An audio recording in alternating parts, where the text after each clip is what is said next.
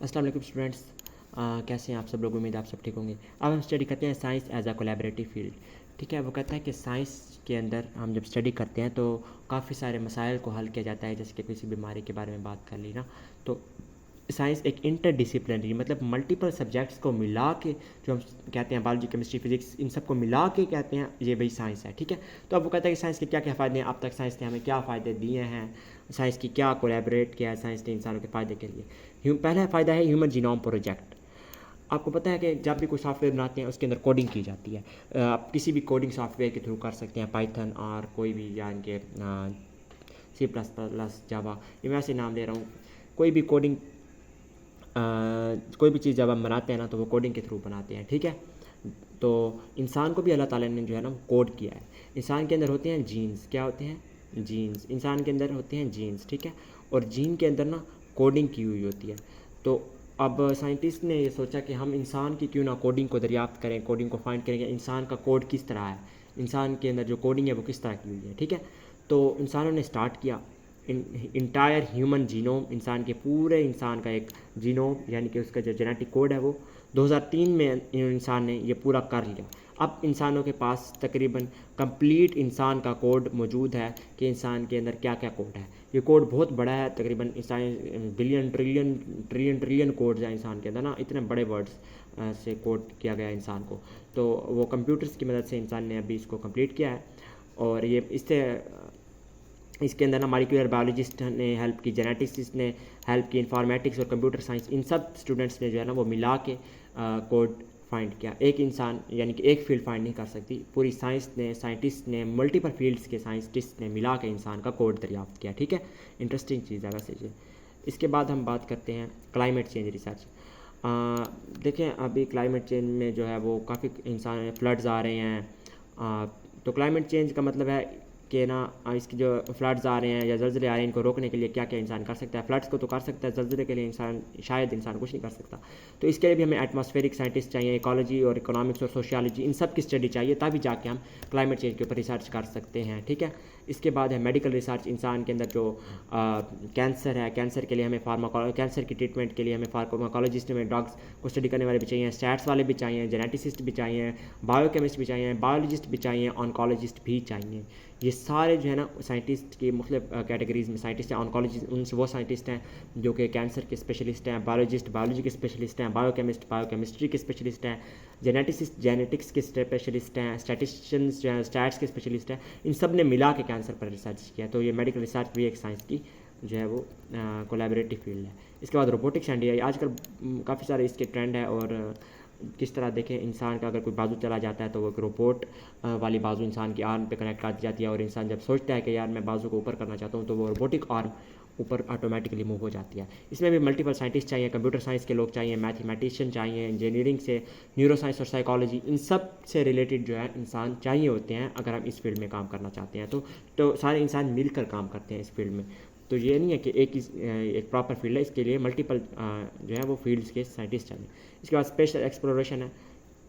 Space exploration में यह है कि आपको पता है नासा है अमेरिका में, ठीक है, और इंटरनेशनल स्पेस स्टेशन है नासा का, या बल्कि नहीं नासा का नहीं है, ये ओवरऑल इंटरनेशनल स्पेस स्टेशन है, ज़मीन ज़मीन है इसकी एक स्पेस स्टेशन है। ठीक है, यहाँ पर जितने भी स्पेस मिशन होते हैं वो यहाँ पर एक समझे एक घर है उनके लिए, वो यहाँ पर स्टे करते हैं। ठीक है, इसमें हमारे पास एस्ट्रोफिजिक्स चाहिए, प्लानिटरी साइंटिस्ट चाहिए, इंजीनियरिंग, बायोलॉजी, मेडिसिन, सब लोगों के मिला के लोग चाहिए। अब देखें अगर एक एस्ट्रोनॉट है और वो बीमार पड़ जाता है और वो उसको मेडिकल साइंस के बारे में कुछ नहीं पता, तो वहाँ पर उसको कोई ऐसी बीमारी लग जाती है जिसमें ऐसी दवाई की ज़रूरत है, लेकिन किसी को पता नहीं है कौन सी दवाई थी, लेकिन उसके पास दवाई मौजूद है, 10 दवाइयाँ मौजूद हैं उसके पास, लेकिन उसको एक दवाई चाहिए, लेकिन उसको पता नहीं है कि कौन सी दवाई मैं लूँ।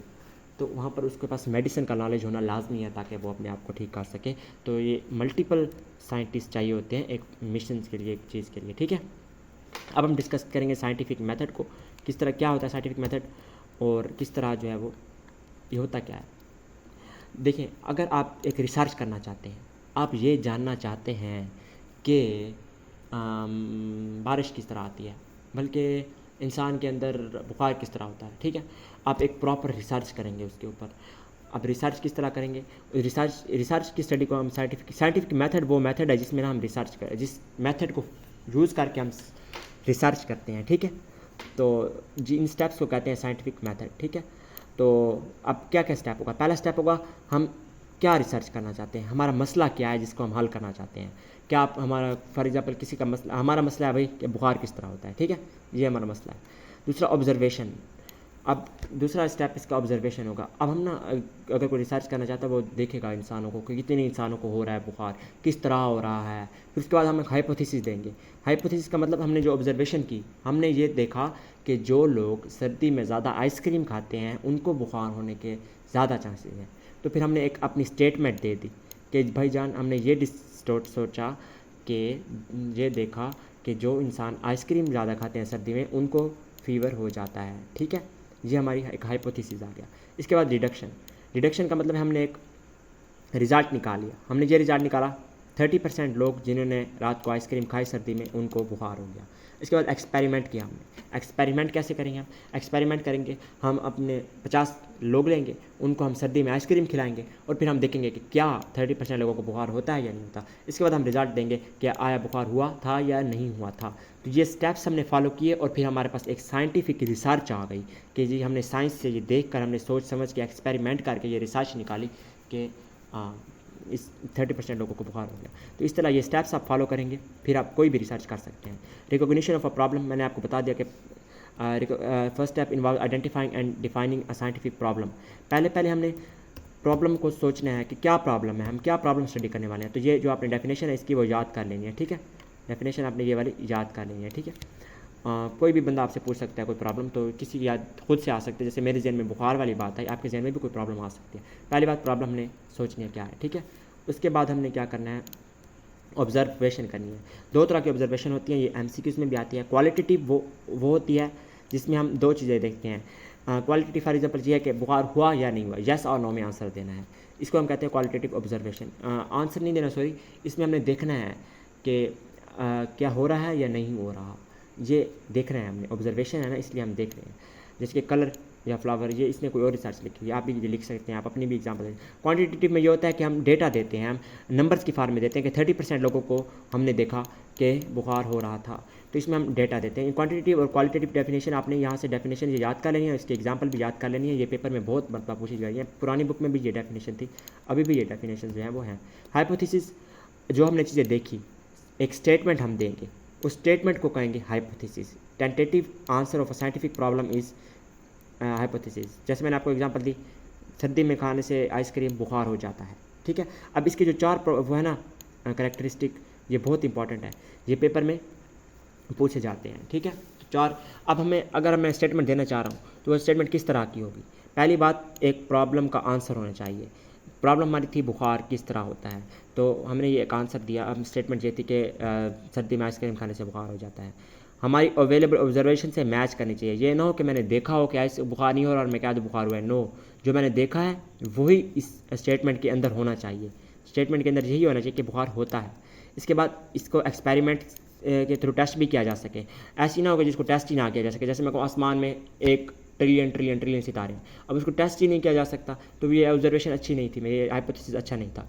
तो ऐसा चाहिए जिसको टेस्ट भी कर सकें, और कोई हमेशा कोई ना कोई ऐसा तरीका हो जिससे हम उसको डिसअप्रूव भी कर सकें। ऐसी स्टेटमेंट होनी चाहिए, ज़रूरी नहीं है 100% ट्रू, ठीक है, क्योंकि अभी हम रिसर्च कर रहे हैं ना, अभी हमें हर चीज़ नहीं पता।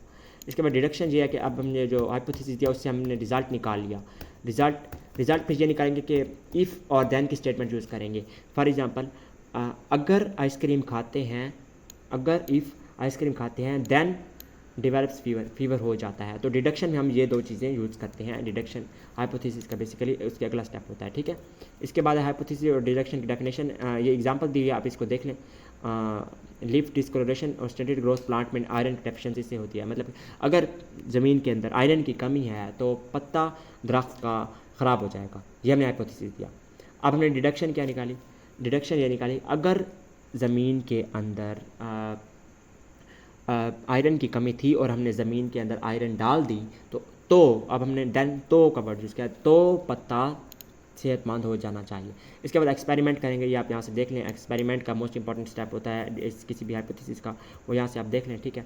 इसके बाद रिजल्ट्स जो आपने निकालने हैं किसी भी जनरल या साइंटिफिक बुक में, किसी भी बुक के अंदर आपने सेलेक्ट करनी है। फॉर एग्जाम्पल बायोलॉजी के रिसर्च है तो आप बायोलॉजी के किसी भी न्यूज़पेपर में, बायोलॉजी के रिलेटेड न्यूज़पेपर होते हैं उसमें पब्लिश कर सकते हैं, ठीक है। आगे हम पढ़ेंगे थ्योरी लॉ को, तब तक के लिए अल्लाह हाफिज़।